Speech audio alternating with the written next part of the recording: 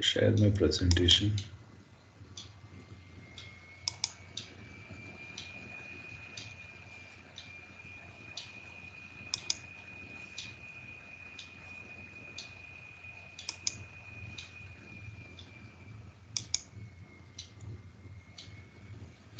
So is this screen visible? Computing environments, you know. Hello? Yes. Yes. Yeah, good. Okay. So any questions till so far in operating systems? Anyway, we discussed about very generic and introductory stuff or at a very broader perspective. So any questions? Very generic, okay. So if you remember yesterday we discussed about like how the operating system codes, or you can say that whatever the different codes are, the operating system code and the user code, how they like compute or how they like share the CPU. And so in that context, we discussed about the dual mode of operation, where when the operating system codes are executing, at that time the system will be in the kernel mode, and whereas if a normal user program executes, so the system will be in the user mode. So the distinction between these two will be like in case of kernel mode, there are some privileged instructions that can be accessed only in the kernel mode, so that it ensures the protection of other programs and the kernel itself. Otherwise, if you give access to the user programs, then user programs can modify the even the operating system code or even other programs also. So for that reason, there are some specific privileged instructions which can be accessed only in the kernel mode, right? So that ensures the protection and like a fair way of allocation and fair way of execution. So all these things can be taken care. And in addition to that, we also discussed about at a very gross level, we have seen that what are the various functionalities or the services that is offered by the operating system in view of various perspectives, like for a process management means that creating a process, then allocation of resources, and then allocation to the CPU, then the communication between the process. So all these things will come under the process management, right? And then the file management, storage management, and protection and security. So in all these aspects, the operating system will play a role or will provide certain functionalities and all. So those things we, at a very broader perspective, have mentioned. And mostly this lecture maybe or in the following lecture, we may discuss that how those services will be provided. So that will be that also very gross perspective we'll discuss in this lecture and all. And today, now in that this 10-15 minutes, we'll try to discuss about various computing environments. So far, actually, earlier we have seen that at a gross level, in a generic perspective, what are the various components that are involved in a system computer, and so more or less, whatever the system may be, it may be a PC or it may be a laptop or it may be server or it may be some other configuration. More or less, the generic components remain same and all. And now we'll see that what are the various computing environments, right? So based on the computing environment, the functionalities that are supposed to be provided by the operating system also will vary, right? So we'll see very briefly just various computing environments, and then later on in the following chapter, mostly we'll discuss about under these varying or various computing environments to perform the various functionalities by the operating system. So how do you design an operating system? How do you structure the operating system, right? So these aspects we'll discuss very briefly. So with that, we'll complete the introduction or introductory part related to the operating system, and then mostly the next class, the next lecture, that is on Thursday, we will start afresh the more detailed about each of these the functionalities of operating system. We'll start with the process and so on. Anyway, so computing the various computing environments, as we have seen, uh, the computing, yeah, this is no, this is one of the computing environment. It's the real-time embedded systems. We'll see the from beginning. Yeah, right. I thought, like, yeah. So there are computing environment in a traditional way. We know that the system should be like capable of providing services. It's a general purpose system. Like for example, our the PCs, mostly the desktop systems, whatever we have, they are like general purpose systems meant for that. And so there, but later actually these systems will be, as the systems are connected, interconnected in different ways. So the applications are being changed, and with that, the environments are being changed. So, for example, here where the organizations, various organizations, industries, or various organizations, so to provide the access or to provide the information access for outside the world, they created a portals, and using the portals, these internal systems can be accessed by the outsiders, or even the internally also within the organization also we can able to access the information through portals, right? And as the network computers, as the networks, heterogeneous systems are connected to networks and all. So now we can able to access the any system or any the information that is provided by any other system, like using a in the paradigm of client and a server. And as a client, if you desire certain information, you can able to access the system where that particular service is available, right? And likewise, we have a mobile computers. That means it's not that you can have a computing, or you can able to perform the services while in the mobility also using the wireless networks. Mm. And then coming to the home, at home, at a personal level mostly.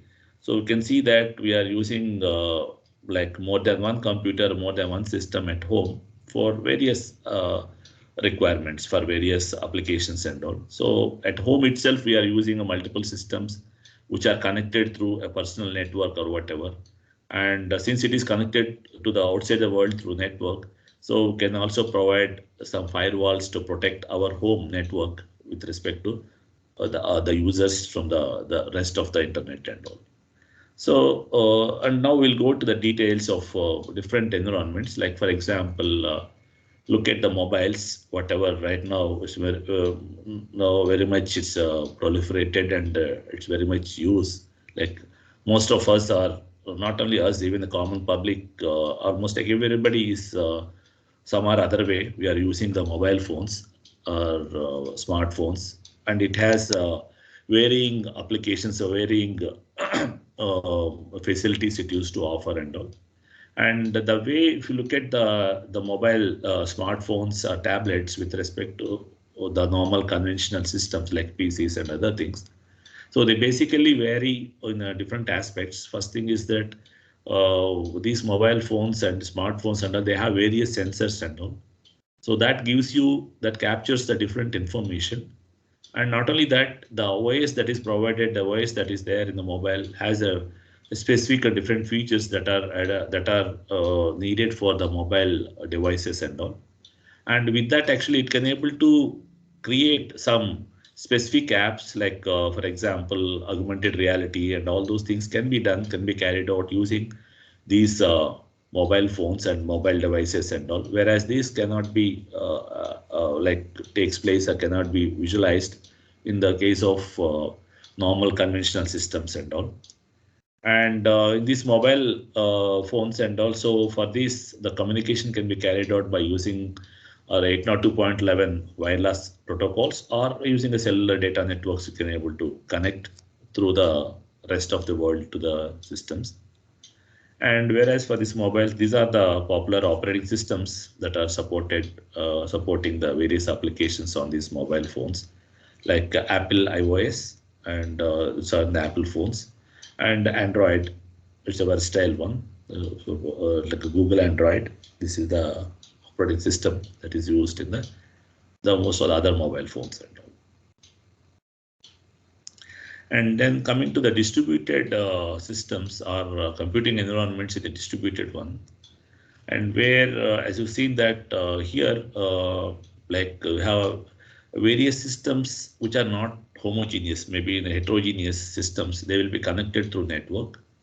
And we have various types of networks that depending upon the coverage area, geographical coverage area, we have these various types of networks like local LAN, WAN, wide area networks, and metropolitan area and personal area networks and all. So they have their own configurations, basically the coverage area, and we have corresponding protocols for the information communication within the network and across the networks accordingly.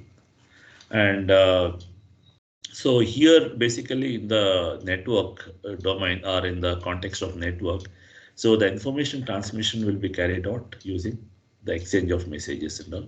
And anyway, we'll discuss these things a bit later also.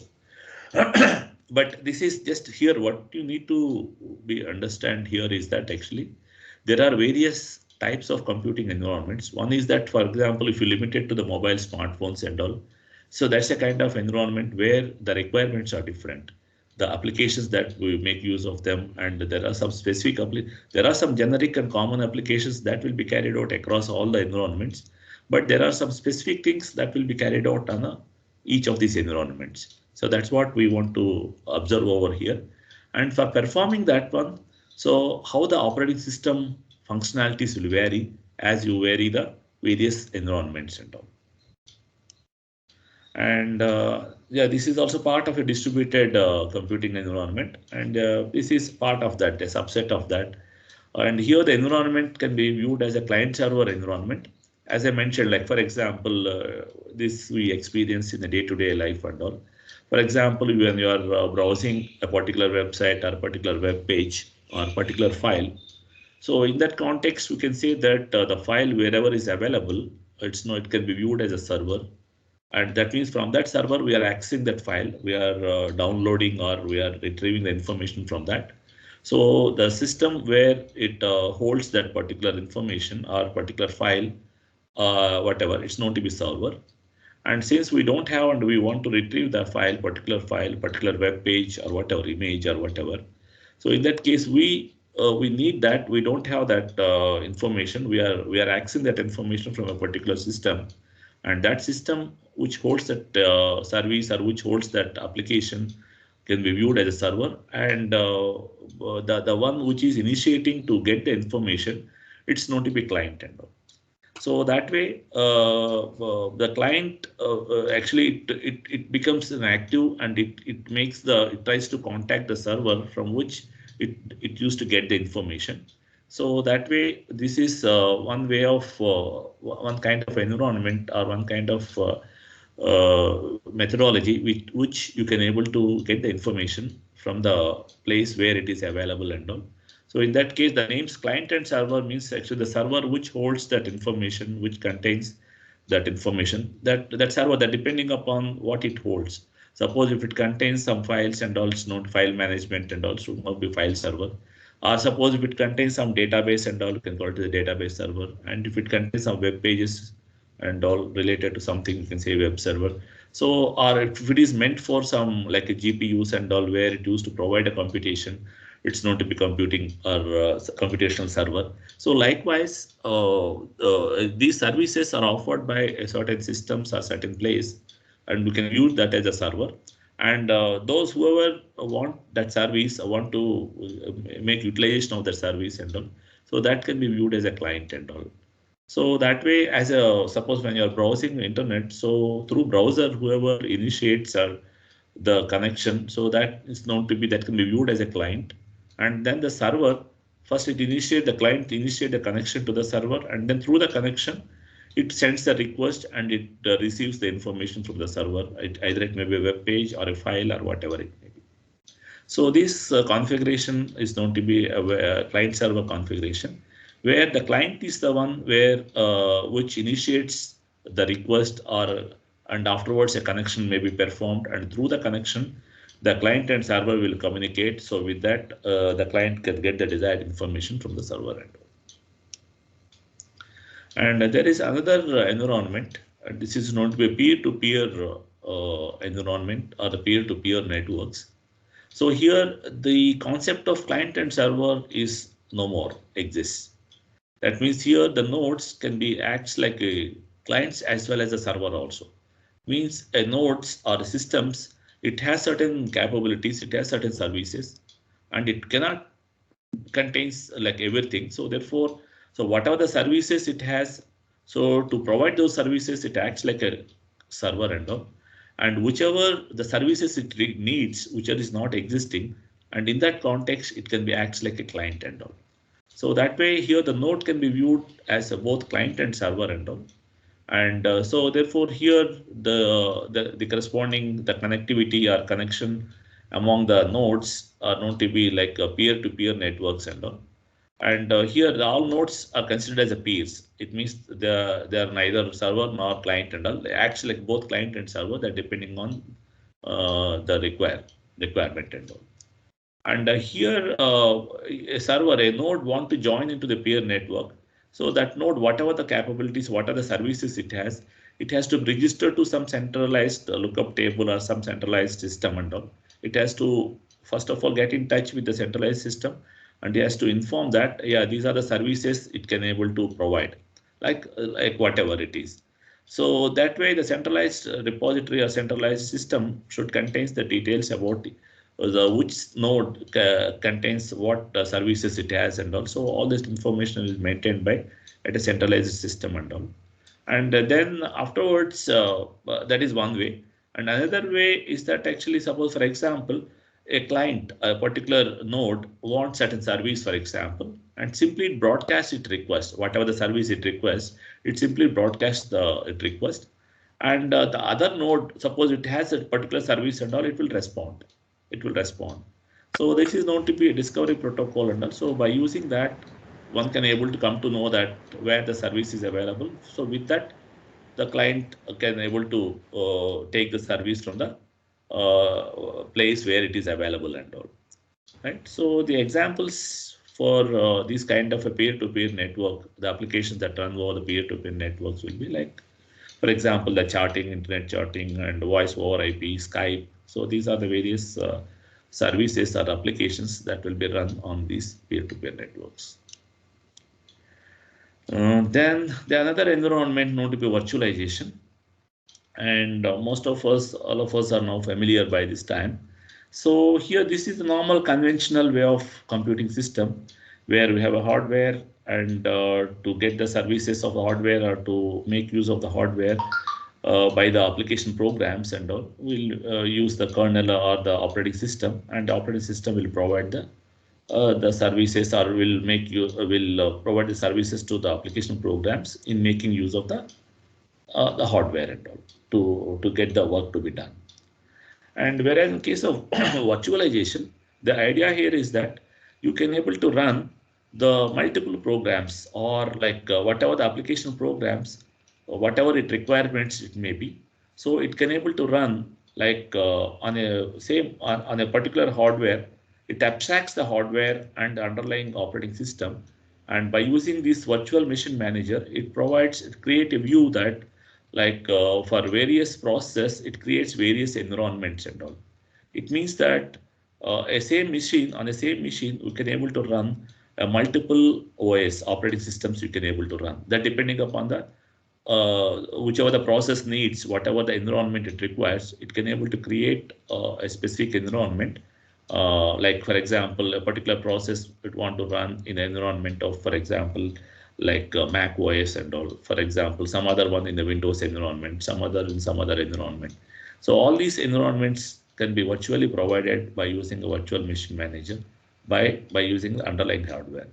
And sometimes the requirements of the process for the hardware may be different. It may require some other process, but the underlying process may be something else, right? But in spite of that, this using virtual machine manager and all, you can able to provide the the environments that are required by the various process using this VMM software and all.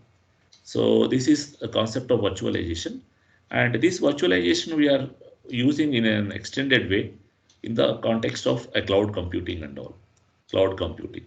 So here in this case, basically cloud computing, the idea here is that it used to deliver the different services, whatever is requested by the user and all. It may be the computing, or it may be the storage, or it may be the apps or services, whatever it is, right? It is an extension of the virtualization concept of virtualization, and it can be carried out by using different types like a public cloud, private cloud, hybrid cloud. And from the name terminology itself, public cloud is nothing but it is will be accessible through normal internet to anyone by whatever the usage you have done. Based on that, you can pay for that. Private cloud is that used by within the company or within an organization. A cloud environment will be created and it will be carried out within the organization. Hybrid cloud is that for both can be for public and private purposes. And here in case of cloud computing, the resources that are used or that can be available in the form of services, you can borrow or you can make use of the software as a service, right? And you can make use of a platform as a service, and you can make the infrastructure as a service. All these things you can able to, it can be provided by using the virtualization in the context of a cloud computing and all. And yeah, this is the pictorial representation of a cloud computing. When a user want to request a certain resources from a cloud, so he will first in contact with the cloud management services, and then since you have various resources will be there, and then for effective utilization of resources and all, we have appropriate load balancers will be there, and several users will be there. So some kind of authentication and security is also will be essential in the context of cloud computing and all. So what I mean to say here is that just to show that what are the different environments. Under these environments, what are the various services that are required by the operating system at different environments at different occasions. And that's the same way here. There is another environment known to be embedded systems. It means that the computers are a kind of a computing inside the various other devices and all. Within a car, for example, we have lots of automated systems are there. So in that also a part of or a bit of computing system is involved in that. And again, for doing that, for carrying out that, we need to have some kind of some kind of operating systems are required over here. And here the operating systems are meant for specific, because as the systems are embedded devices, they're meant for a specific application. So accordingly, the operating system is also have a minimal the applicability over there. And that depending upon the system, sometimes the operating system there, it requires the real-time one. It means that it has to follow a specific time constraints and all. And when only that, when all those constraints are met, at that time it delivers the desired application and all. So that way, in context of embedded devices and all, so the operating system that is required will be of a special purpose or a specific purpose, that depending upon the requirement of the system and all. Right. So if it is a real-time OS, means it's basically the operating system, the functionalities will be they are bounded by the constraints, the time constraints and all. So yeah, these are the various environments. Just very briefly, we discussed about it. And finally, the operating systems that are of different types. And here I just want to mention that the operating systems can be of two types, basically. There's an open source and a closed source one. Open source means the operating systems where the entire source code itself is available in a public domain, and people can take their source code and you can able to do tailor-made, or can able to modify that according to your requirements, whatever. If you are expert in that, you can do that. And a closed source means here the source code is not available. Only the executable or the binary form of the operating system is available for use it. And so this is going to be closed source. And the other one is going to be source code, like open source. It's like for example, the Windows operating system, Microsoft Windows is a closed source operating system. And whereas the other operating systems, what we are familiar, like Linux operating system and Solaris and Mac OS. So these here and also they are like available in the source code is available in public domain, right? Yeah, these are the various things. And in the case of open source, the idea here is that actually the entire code is available, and with that, there is no need for any copyrights or any other licensing is not required and all. And it's also good that actually once you have a source code, so you can able to like perform any modifications, and you can also see that you can run the simulations over that, and you can able to see that what are the modifications we have incorporated, how effective that. So all those things, experiments, and can be carried out by the beginners who want to learn or who want to design an operating system and all. It will be nice to see all those things. Yeah, with this we'll conclude this, and we move on to the next one, where yeah. So and now here in this chapter here we'll basically discuss about again we'll just try to see more details or more specifics about what the operating system provides. That means what are the services offered by the operating system, and how those services are offered to the users or the user programs, how those services are actually offered, in what form and how they are offered, right? And then for providing those services, how to design an operating system. Suppose we have operating system, and so we know that actually these are the services that are provided by that the operating system should provide. So in that context, actually, how do you design an operating system? Like how do you write the code for the operating system to perform these like various services that will be offered by the operating system and all.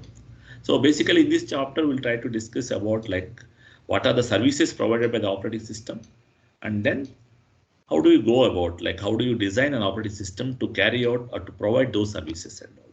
Like so, these things very briefly we'll try to discuss.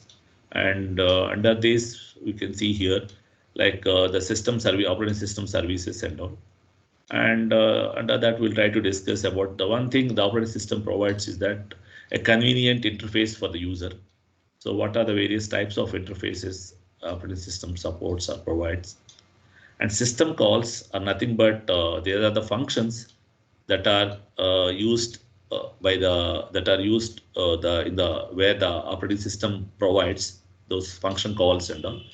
And these are known to be system calls, right? So these are the actual function calls supported by the are carried out by the operating system to perform various services and all. So they are known to be system calls and all. And now what are those various types of system calls? We know that because the operating system provides different services, like in the context of process, it provides different services. In the context of file management, it provides various services. And likewise, storage management and other things like protection, security, and so on. So with respect to that, what are the different types of system calls to take care of those services and all? And in the same context, we'll try to also mention about what is meant by system programs, right? And also, then as I mentioned, like how to design an operating system and implement that one. And then very briefly about these things, like some terminology, something like what is meant debugging and how the structure of the operating system looks like. Right? So these things we'll try to discuss at the time of what is a system, how the operating system is loaded into the system, right? These things, anyway, we already covered, but anyway, we'll just recapitulate once. Yeah, these are the objectives as I already mentioned here and all, like.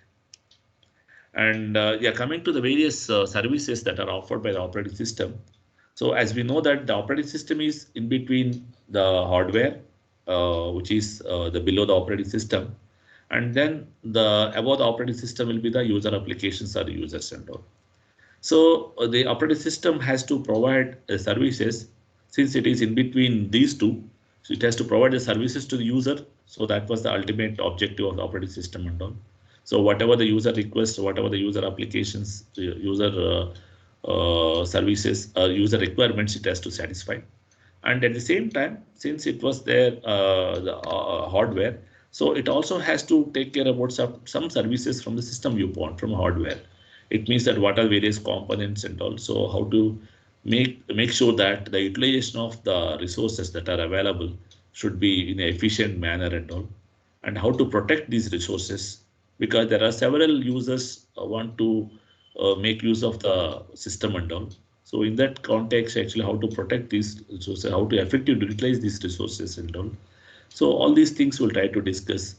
And so therefore, when you say that operating system services, so these services are depending upon the different viewpoints. Like from user viewpoint, the operating system provides certain services, and from a system viewpoint, operating system will provide some other services and all. So that way, first we look at the services that are provided by the operating system from a user perspective. So first thing is that the user interface, because the user cannot handle or cannot like make use of the hardware directly to run their programs at all. So user should expect that he should have some convenient or like a friendly environment. So in which with which he can able to run, or he can able to write the programs, he can able to run the programs and all. So that's what the user's intention will be. So for that, the first most thing that is required will be a proper user interface with which the users can able to run their programs, application programs in a very efficient way or in a very convenient way and all. So for that, operating system will provide different types of interfaces and all.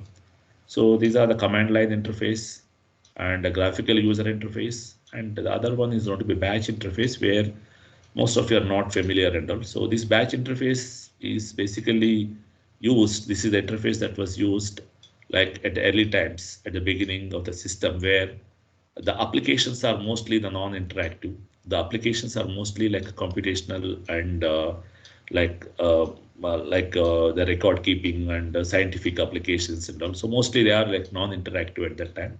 So that time, the interface that is used provided by the system will be convenient, will be batch system and all, batch operating system. Sorry, batch interface and all.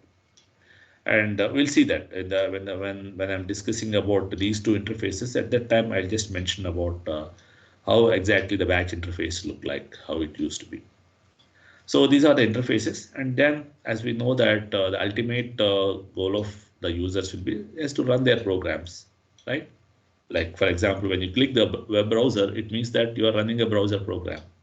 And when you are giving some URL at this one, it means that you are doing something. That means you are browsing and you are fetching some file from a particular server and all. So all these are in the form of programs. So it needs to be user expects that the program execution to be carried out in a very efficient way. So the program execution is one of the user service that has to be provided by the operating system. It means creating a process, running the process, terminating a process. If any errors are occurred, that has to be informed to the user in the form of display or whatever. Likewise, IO operations, right? This is also part of the execution of a program and all. Like when you're executing a program, some point of a time, the user inputs are required and all, right? And sometimes the program requires the input from the disk in the form of files, and you have to write something into the files, right? So these are the IO operations. And likewise, the file system manipulation. So this is also the required by the user, right? From the user perspective. Communications, right? It means that a process may exchange the information. Yeah, this is similar to the one like when you're browsing the like a particular web page or a particular web server, for example. Here, web browser is a program, it's executing, and then the web server there also is a program. It will be waiting for requests and all. Here, the communication means here how the client will communicate, and then again how you receive the information from the server and all, and how do you open that content and also all these things will come under the part of a communications and all. And error detection, as I mentioned that. Uh, no, I'm not going to the details and all because of lack of time.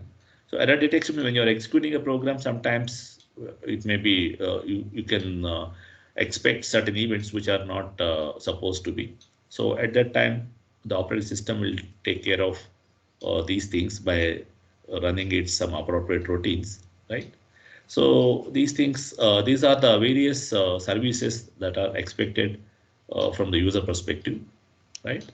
And then coming to the system perspective, the various operating systems, various services that are required will be resource allocation. So this is the fundamental one, because a system has a certain finite number of resources, and if you want to run the multiple programs, or if you want to accommodate multiple users, for example, so at that time, how to effectively utilize the resources, how to manage the resources by providing access to the various users, right? So this resource allocation is one of the important job from a system perspective. And accounting, keeping track of like what is the utilization of various resources and all at different points of a time with respect to different users, all these things. Protection and security, as I already mentioned, like we are already aware of that. What is protection? What is security? How those two differ? So all these are the various services that are from the viewpoint of system and all, right? So earlier ones, whatever I discussed, those are the services that are expected by the from a user perspective, and these are the services that are from the system perspective, like from hardware perspective, you can say that. So this is the overview of an operating system and its various components for supporting the various services and all. You see here the bottommost one is the hardware. It's CPU, memory, IO devices, and so on, all these things.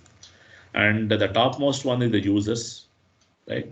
Or the application programs or the system. We'll see that what is the system programs and all those things. Like we have either application programs, users, or this one system programs and all.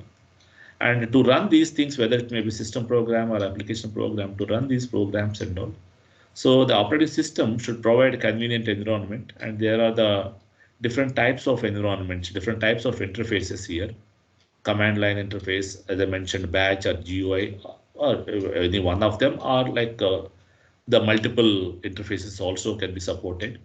And depending upon the user choice, you can use either command line interface to execute its programs, or you can use the GUI, graphical user interface and all, or batch interface, whatever. So these are the various user interfaces that are supported by the operating system. And here the actual operating system is this part, where you can see the white rectangles with that there are some labels indicating that, like whatever the services just now I have mentioned from the viewpoint of either user or like system and all, you can see all these things.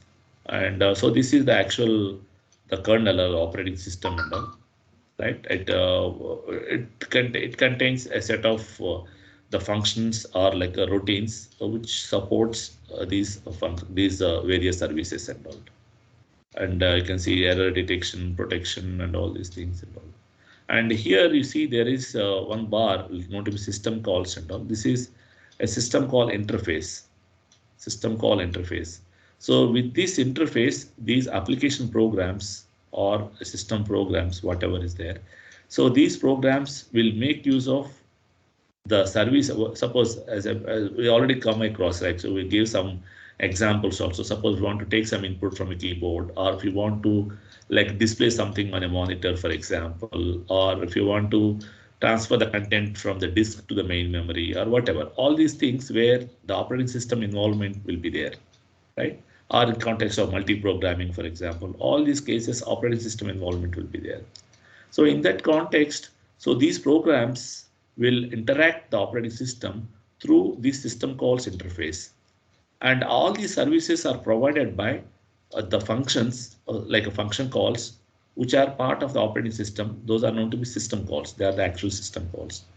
And here, whatever the service, suppose if you want to copy a file, or if you want to provide some client server communication, or if you want to allocate some the extra memory or whatever the service that is required by a user program and all, it provides, the operating system provides these services using a system calls. System call is nothing but as we have seen, like a kind of subroutine or a function, right? When you're writing a C program, so we will try to split the entire program into a smaller different modules, like different functions and all.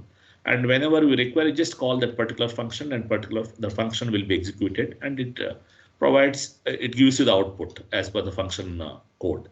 So the same way here also, the operating system will provide all its services by supporting with the various function calls, and those function calls are known to be system calls and all. And here, this is the interface with which the operating systems will take the services from the user programs will take the services of operating system using appropriate system calls and all, right? So this is the overview of how the operating system will provide an interface, or will be like acts like intermediary between the user programs and the hardware, the actual hardware that is below that. And then coming to the, now we'll try to discuss like one by one. First, we'll briefly discuss about what are the various user interfaces, and afterwards we'll try to discuss about system calls. Then we'll briefly mention about what is a system program and all, right? And after that, we'll try to discuss how to design the operating system to provide all these services and all. And among the interfaces, first we'll start with the command line interface, or also known to be command interpreter and all. So here, most of you are familiar, or most of you are aware of this. Like this is the interface where it provides with this interface, the user will execute the programs in the form of commands and all, like with the command prompt, at the command prompt.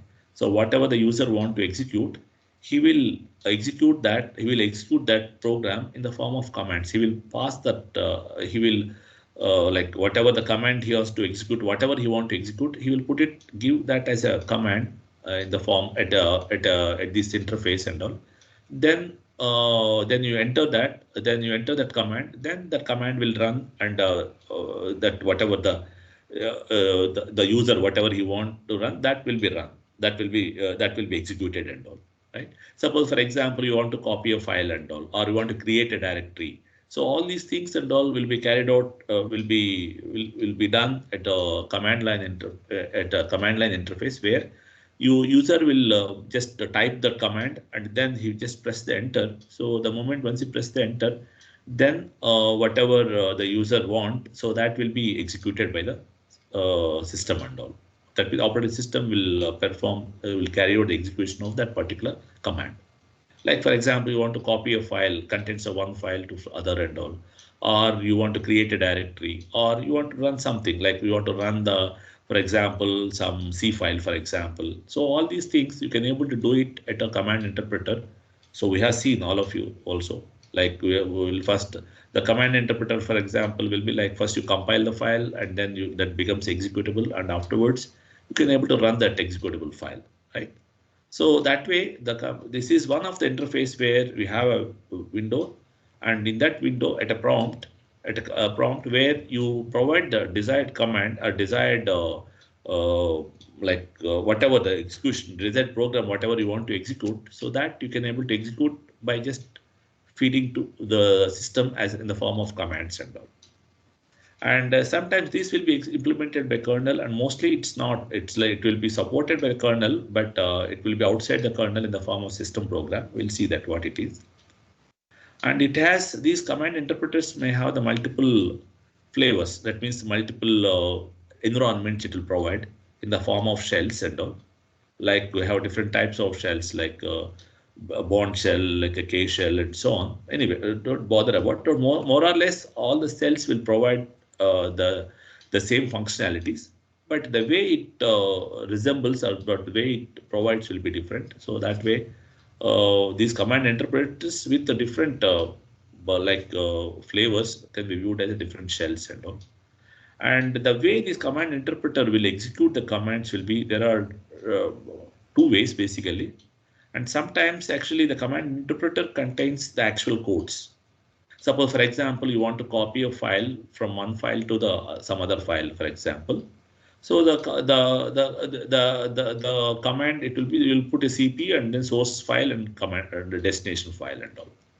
And here, whatever the CP, that program, the whatever the execution of copy, so that sequence of code, or that those instructions, or that piece of code is hold or will be present in the command interpreter itself, is present in the shell or command interpreter itself.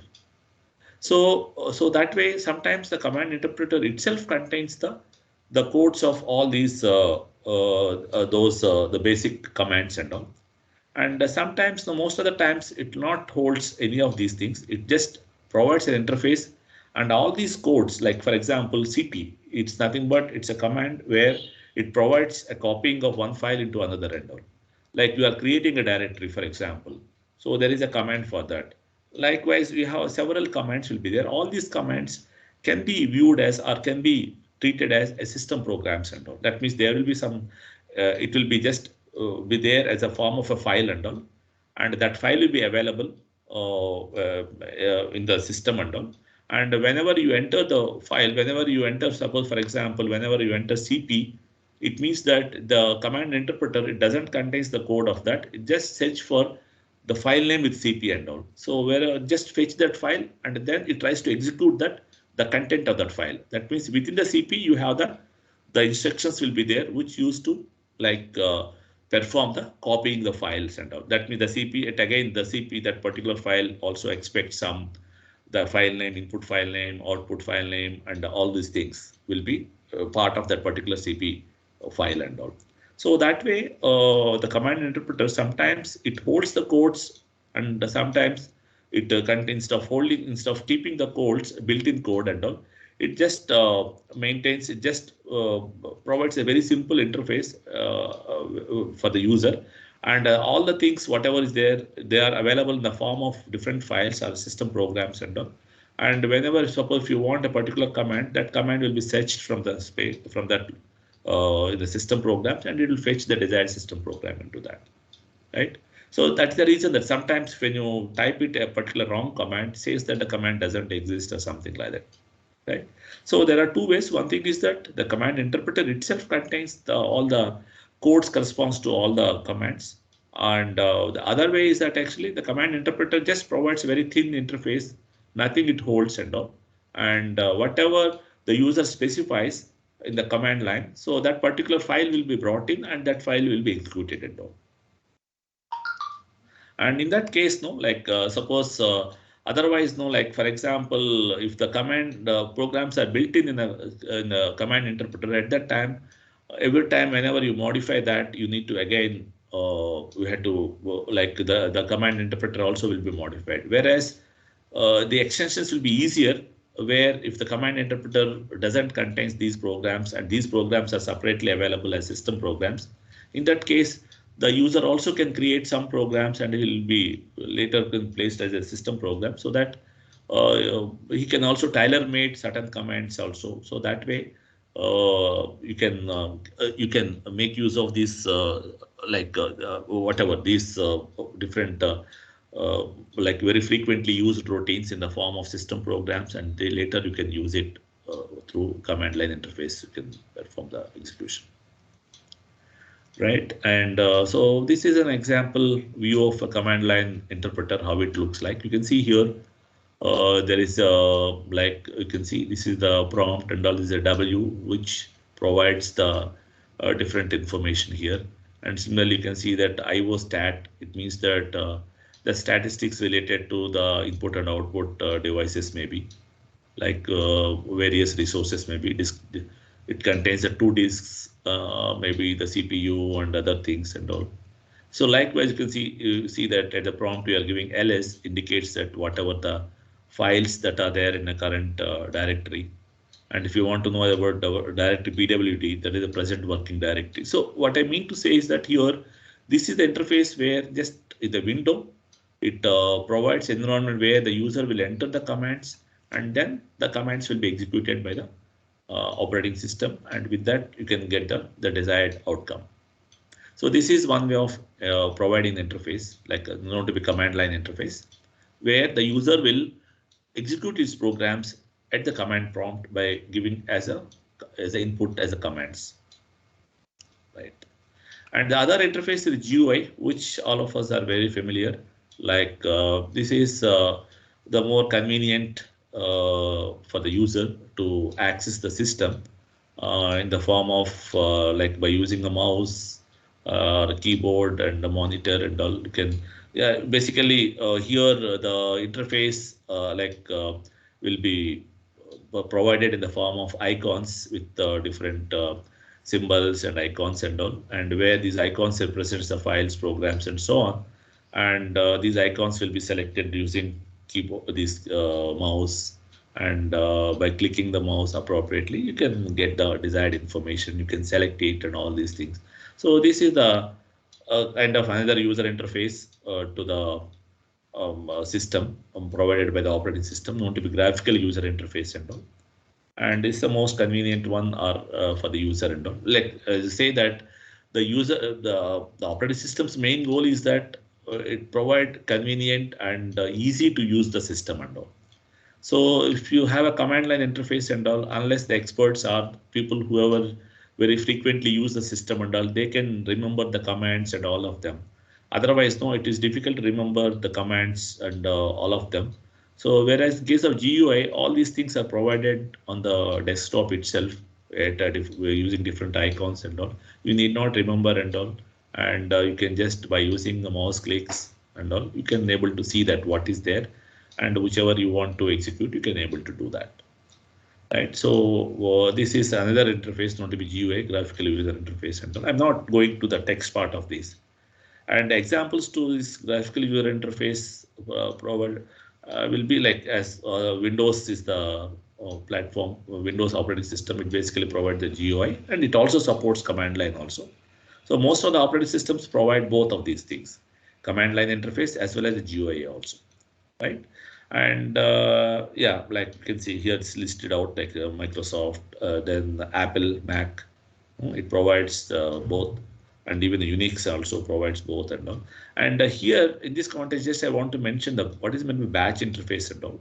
So here the operating systems, what here the interfaces, whatever I have mentioned here, these are mostly the interactive ones, mostly. When you are running the interactive applications and all, you require these kind of interfaces are very much useful, right? For example, your program, when you're running a program, it requires the input from a keyboard from a user from time to time and all, and it takes the inputs, the user decisions also, like whether to continue or like what option can be taken. So all these things is basically the user interaction is very much required. So at that time, these two interfaces are like very much user friendly, and it is required and all. But as I mentioned, like earlier, systems are mainly meant for scientific application or a record keeping or some other things which are not, they doesn't require much of user interface and all. So at that time, there not to be batch interface. It means that what are the programs that need to be executed.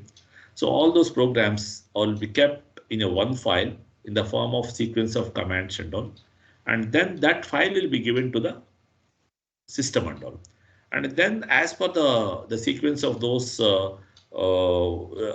items one out from that. So the batch system will first start with the first one, and then it will give to the like it will be executed. Once it is completed, then go to the next and so on. Likewise, the batch interface is basically the batch of jobs will be placed in one file. The jobs will not the entire jobs at all, just the names or whatever, all of them will be placed, and then they will be given to the system, and the system will start from one, and then it will go on by one and so on. And most of the cases and all there doesn't require the user inputs from time to time. And once the entire job is processed, and then we'll get the outcome of the process, the all the processed jobs and all. So that way, these thing, the batch interface differing from its batch interface is, I think it's not much great interface. It's not any user friendly interface, because that time actually user interaction is not required. User will, whatever the requirements are required, that will be almost incorporated in the code itself, so that not from time to time user interaction may not be required. And another one is a touch interface, like touch screen interfaces and all.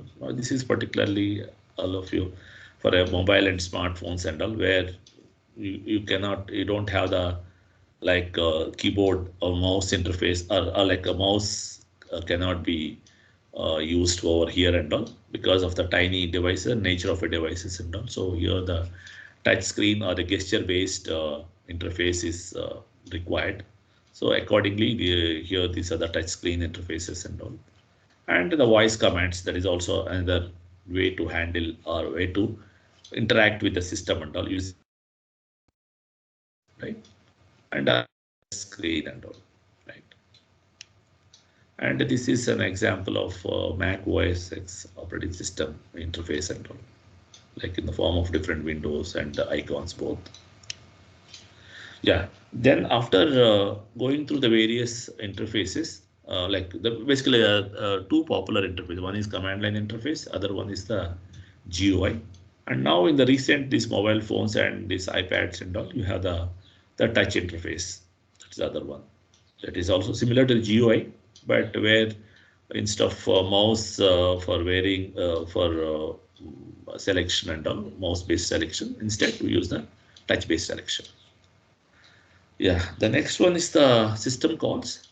As I already mentioned very briefly about, these system calls are nothing but they provide the interface to the operating system for the application programs, because the application programs they want to run.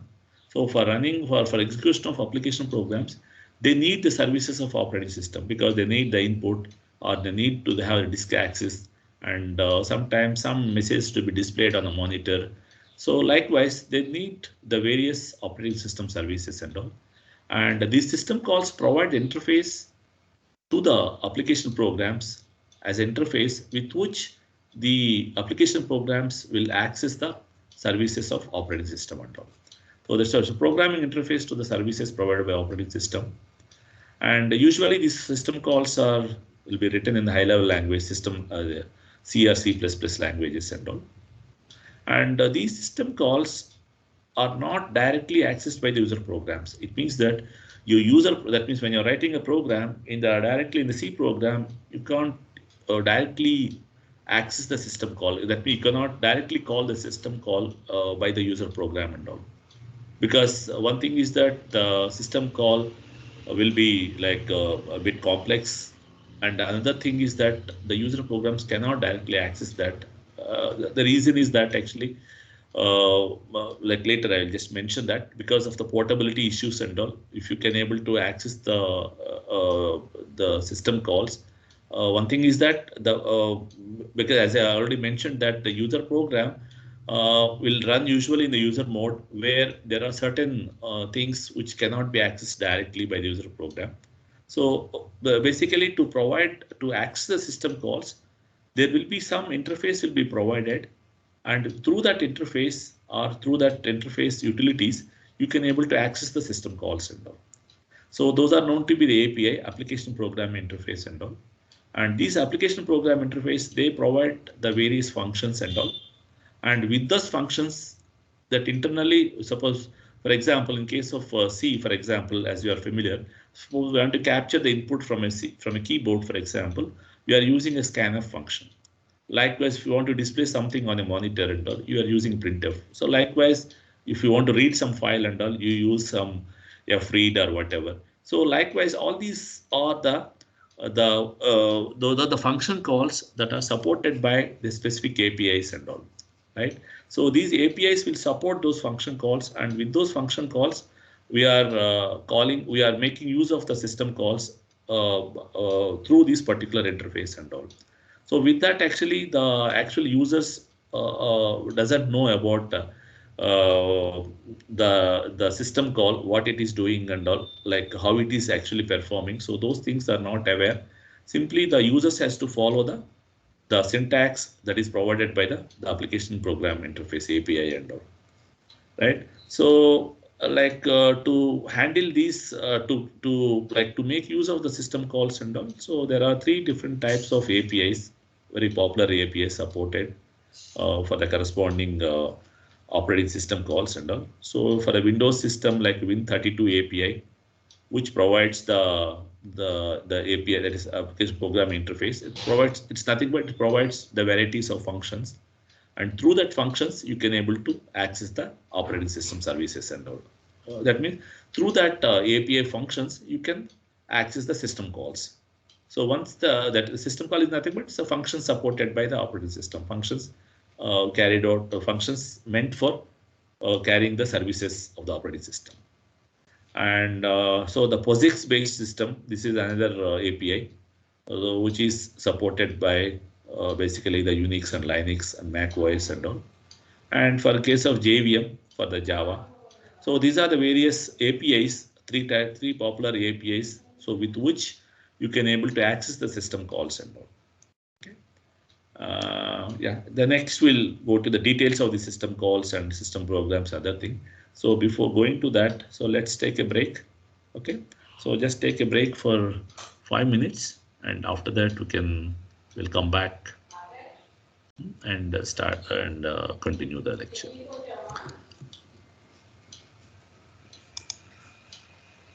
So let me stop the recording.